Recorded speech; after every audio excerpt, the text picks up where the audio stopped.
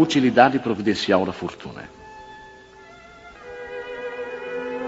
Se a riqueza tivesse de ser um obstáculo absoluto à salvação dos que a possuem, como se poderia inferir de certas expressões de Jesus, interpretadas segundo a letra e não segundo o Espírito, Deus, que a distribui, teria posto nas mãos de alguns um instrumento fatal de perdição, o que repugna à razão. A riqueza é, sem dúvida, uma prova mais arriscada, mais perigosa que a miséria, em virtude das excitações e das tentações que oferece, da fascinação que exerce. É o supremo excitante do orgulho, do egoísmo e da vida sensual. É o laço que mais poderosamente liga o homem à terra e desvia os seus pensamentos do céu. Produz tamanha vertigem que vemos quase sempre os que passam da miséria à fortuna esquecerem-se rapidamente da sua antiga posição, bem como dos seus companheiros, dos que os ajudaram, tornando-se insensíveis, egoístas e fúteis. Mas, por tornar o caminho mais difícil, não se segue que o torne inviável e não possa vir a ser um meio de salvação nas mãos do que a sabe utilizar, como certos venenos que restabelecem a saúde quando empregados a propósito e com discernimento. Quando Jesus disse ao moço que o interrogava sobre os meios de atingir a vida eterna: "Desfaze-te de todos os bens e segue-me", não pretendia estabelecer como princípio absoluto que cada um devia despojar-se do que possui e que a salvação só se consegue a esse preço, mas mostrar que o apego aos bens terrenos é um obstáculo à salvação.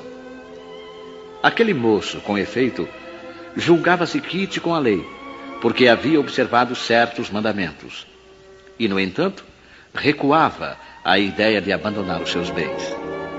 Seu desejo de obter a vida eterna não ia até esse sacrifício. A proposição que Jesus lhe fazia era uma prova decisiva para pôr às claras o fundo do seu pensamento. Ele podia, sem dúvida, ser um padrão de homem honesto, segundo o mundo, não prejudicar a ninguém, não maldizer o próximo, não ser frívolo nem orgulhoso, honrar ao pai e à mãe. Mas não tinha a verdadeira caridade, pois a sua virtude não chegava até a abnegação. Eis o que Jesus quis demonstrar. Era uma aplicação do princípio: fora da caridade não há salvação. A consequência daquelas palavras, tomadas na sua mais rigorosa acepção, seria a abolição da fortuna como prejudicial à felicidade futura e como fonte de incontáveis males terrenos. E isso seria também a condenação do trabalho que a pode proporcionar. Consequência absurda, que reconduziria o homem à vida selvagem e que, por isso mesmo, estaria em contradição com a lei do progresso, que é uma lei de Deus.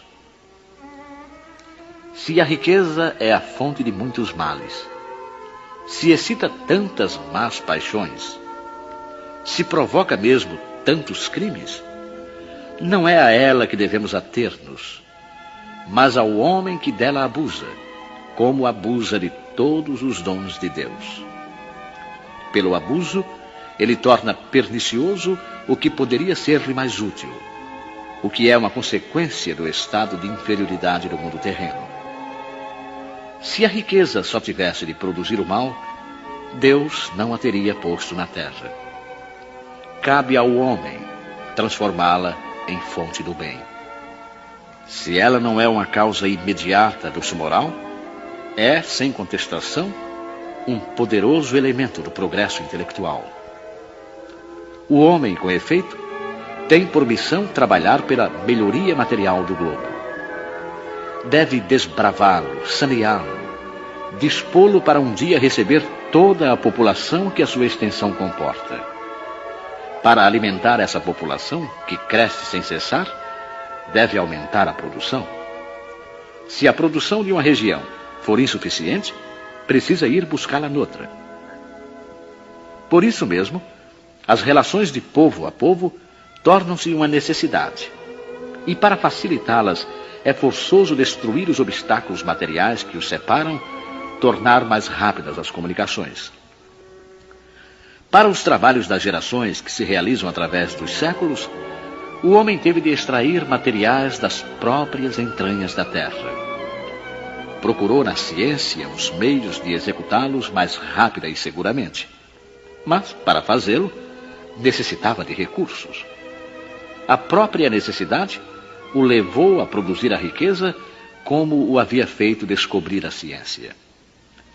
A atividade exigida por esses trabalhos lhe aumenta e desenvolve a inteligência.